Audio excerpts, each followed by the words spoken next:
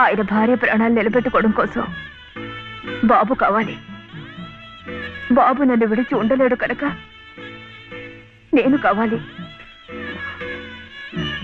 మీరుంటే ఆయన పరువు ప్రతిష్టలకి భంగం కనుక మీరు అక్కర్లేదు.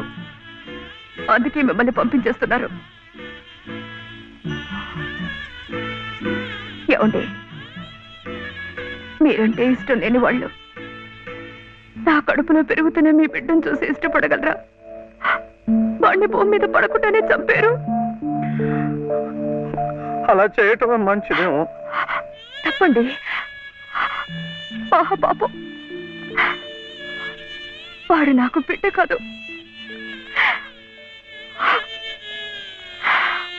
నాకు మరో జన్మనిచ్చిన ఈ దేవుడి ప్రతిరూపం.